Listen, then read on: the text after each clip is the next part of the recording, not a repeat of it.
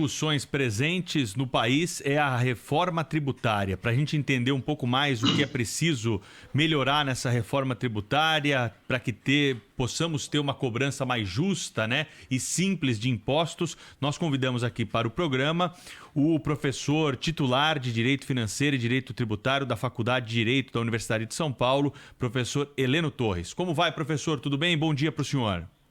Olá, bom dia aos ouvintes. Uma alegria estar aqui nesse programa para tratar desse tema tão importante para a sociedade brasileira. Nós sabemos que a reforma tributária, né, pela sua complexidade, ela foi fatiada no parlamento. Parte começa pela Câmara, a outra parte começa pelo Senado, depois a inversão para que nós possamos ter celeridade.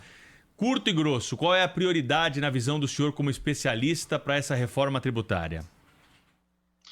Olha só, a reforma tributária ela é urgente desde 1995, eu diria, quando se iniciou ali o Plano Real e toda a discussão a respeito do que deveria ser feito no sistema tributário brasileiro. E a partir desse momento, sucederam-se diversos projetos de reforma tributária que até hoje não saíram do papel.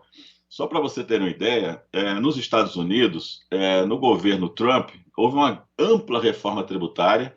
Agora, no governo Biden, já está proposta uma nova e ampla reforma tributária.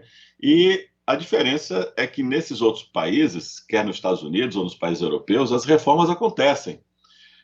E elas existem hoje para atualizar o sistema tributário diante das mudanças muito rápidas da economia, não é? A necessidade de adaptação, as mudanças da tecnologia, uma série de temas. Então, infelizmente no Brasil, plantou-se a ideia de que só haveria reforma tributária se houvesse a introdução do IVA, do Imposto sobre Valor Adicionado, que seria a soma de todos aqueles tributos indiretos não cumulativos, para que as pessoas entendam, o somatório do ICMS dos estados, com o ISS dos municípios, com o IPI da União e agora com o PIS e a COFINS também da União. Mas não é assim. Nós podemos reformar o sistema tributário, atualizá-lo, melhorar os mecanismos de relacionamento com o contribuinte, e nisso eu diria que está a reforma tributária mais urgente e mais virtuosa, porque é aquela que simplifica procedimentos, é aquela que reduz a carga tributária direta pela acumulação de tributos sobre os contribuintes e reduz essa sensação de um sistema tributário precário, ruim, ineficiente que o brasileiro tem. Professor, o senhor vê hoje, nesse debate que acontece no Congresso Nacional, avanço em relação ao que o senhor coloca como prioridade, ou a gente está caminhando por um outro lado? Olha, não tem avanço nenhum, certo?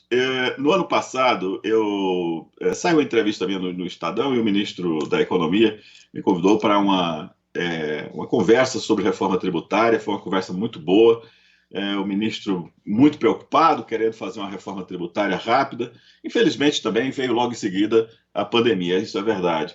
Porém, o tema da reforma tributária independia da pandemia. E aí, a minha divergência com a pauta que estava no Congresso era essa insistência do Congresso de querer fazer a todo custo uma introdução do IVA como se essa fosse a única forma de reforma tributária, o único modelo de reforma tributária.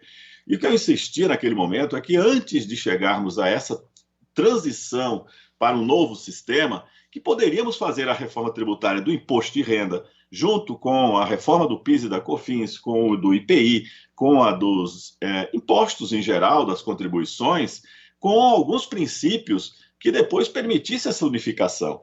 Aí você simplificaria o sistema, criaria as condições para uma transição e isso geraria, então, confiança dos cidadãos, das empresas, para investir no Brasil e para ampliar negócios. Claro que aqui temos, então, um embate de entendimentos. Há uma corrente, que é a que eu defendo, não é? Que é aquela que olha o sistema tributário, não é, como um todo e se preocupa de fazer uma reforma tributária sistêmica, não é, ampla, mas dentro dos tributos já existentes para criar as condições da reforma. E uma outra que só vê reforma tributária na introdução do IVA. É um equívoco essa insistência em criar um IVA de forma abrupta, repentina. Para você ter uma ideia, trazia um prazo de transição de 10 anos. 10 anos, imaginem o brasileiro pagando 2 sistemas tributários. Um que entrava novo, com uma certa linha de entendimento de que todos os incentivos fiscais estariam extintos, haveria uma alíquota única, mas não era alíquota bem única, era uma alíquota única somando a da União, do Estado e do município de destino. Uma coisa complicadíssima. E aí esse sistema entraria em vigor, ficaria por 7 ou 10 anos, ao lado do sistema que já existe sem reforma alguma. Então vocês imaginem essa sensação do contribuinte brasileiro diante dessa duplicidade de sistema. E eu conheço bem o Brasil, acho que nós chegaríamos no final com 2 sistemas que continuariam para sempre. É um problema sério, porque deixa eu colocar uma questão aqui para o senhor ajudar a encontrar uma saída. A maneira que está colocada, na tal da reforma fatiada, discute uma parte lá, outra aqui, e primeiro a gente começa pela unificação dos impostos, dá aquela sensação da mãe entrando, né, na loja de brinquedo, passando pela loja de brinquedo e a criança pedindo brinquedo e falando, não, na volta a gente compra, né? Não, vamos ali e na volta a gente compra. E a gente sabe que a mãe não vai comprar e quem vai pagar essa diferença aí, se parar a reforma no meio, somos nós e acabou, vai juntar mais dinheiro no Estado. Ponto final. Por outro lado, tem aquela discussão do ótimo ser o inimigo do bom. Se a gente não faz alguma coisa, é pior do que não fazer nada. Tem saída para essa questão? Pois é, então.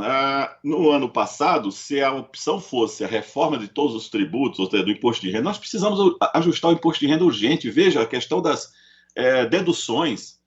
De um lado, o ministro Paulo Guedes quer acabar com as deduções, mas nós sabemos que esse não é o caminho. Nós precisamos das deduções de imposto de renda, de educação, saúde, etc. Precisamos ajustá-las, compreendê-las à luz das necessidades atuais, né? E tantos outros temas. Fatiar a reforma tributária não é uma solução. Em que sentido? Nesse jogo de poder entre Senado e Câmara, temos que fazer uma proposta de reforma tributária, não importa se ampla, no sentido de radical modificação do sistema tributário. Não. O que nós queremos é uma reforma que atualize o sistema e simplifique os procedimentos, além do próprio modelo de arrecadação dos tributos e, obviamente, não é uma busca de equalização, porque há muitos vazios de tributação e ao lado desses vazios de tributação, espaços onde há contribuintes suportando cargas tributárias altíssimas. É o caso da indústria, é o caso de certos setores do agronegócio. Então, para nós equalizarmos esse sistema tributário, nós podemos rapidamente, nós precisamos hoje, isso é para o momento, né, para as próximas semanas, de que chegue na Câmara ou no Senado um projeto do Ministério da Economia. Não chega, até hoje, chegou um projeto, que foi o de unificação do PIS e da COFINS, e era muito ruim. Houve uma resposta da sociedade muito dura a esse projeto, porque ele não resolvia os problemas, agravava, aumentava a carga tributária até sobre livros.